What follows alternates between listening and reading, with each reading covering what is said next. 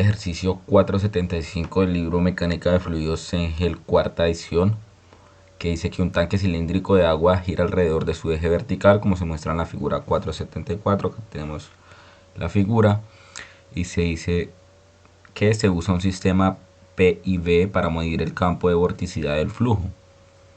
El valor medido de la vorticidad en la dirección Z, es decir, hacia arriba, es de menos 54.5 radianes sobre segundo y es constante dentro de un más o menos 0.5% en todas las partes en las que se mide. Calcule la velocidad angular de rotación del tanque en RPM y nos preguntan también si está girando el tanque en el sentido de las manecillas del reloj o en el contrasentido alrededor del eje vertical. Entonces, antes de comenzar a resolver el ejercicio, vamos a analizar lo que nos están diciendo. Entonces, nos están diciendo que el agua gira alrededor del eje vertical, ¿sí? Entonces que se está usando un sistema para medir el valor de la vorticidad en la dirección Z y que esta vorticidad es de menos 54.5 radianes sobre segundo y que es constante en un más o menos 0.5% en todas las partes en las que se mide. Eso quiere decir que es más o menos constante en todas las partes y que se va a tomar entonces como valor menos 54.5. Luego nos dicen que hay que calcular la velocidad angular de rotación, pero en RPM, no en radianes sobre segundo.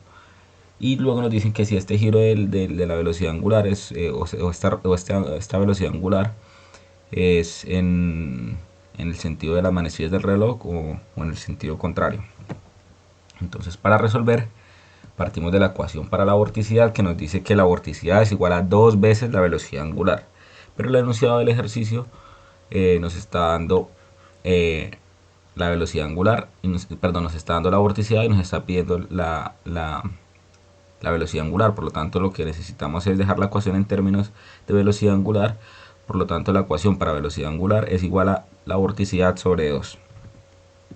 Entonces nos dieron la vorticidad, que es menos 54.5 radianes sobre segundo. ¿Sí? Recuerden que tomamos menos 54.5 porque nos dijeron que es constante dentro de un más o menos 0.5% en todas las partes en las que se mide. Y eso lo dividimos sobre 2. Entonces menos 54.5 sobre 2 nos da menos 27.25 radianes sobre segundo. Esto en la dirección K. ¿Por qué en la dirección K? Porque nos están diciendo que es en la dirección Z. Entonces, ahora bien, nos están diciendo que la velocidad angular de rotación la quieren en RPM y la tenemos en radianes sobre segundo. Entonces hacemos la multiplicación por los factores de conversión. Sabemos que hay 60 segundos en un minuto y sabemos que hay 2 pi radianes en una revolución. Entonces tendríamos menos 27.25 radianes sobre segundo por 60 segundos sobre un minuto, para que se cancelen los segundos con los segundos, y por una revolución en 2 pi radianes. Entonces esto nos daría aproximadamente menos 260.18 revoluciones por minuto en la dirección K.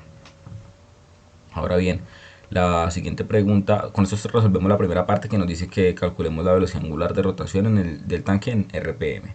Pero la otra pregunta dice que está girando el tanque en el sentido de las manecillas de reloj o en el contrasentido alrededor del eje vertical. Entonces ya sabemos que es en el eje vertical porque estamos hablando de la dirección K.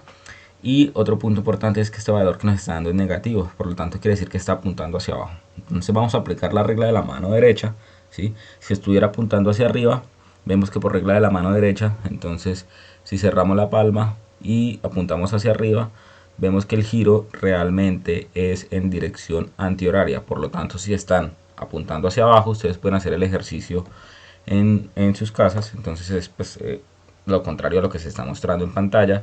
Es decir, si yo hago el giro, cierro la palma y apunto el pulgar al pulgar, esto me estaría apuntando hacia abajo. Por lo tanto, tiene sentido que el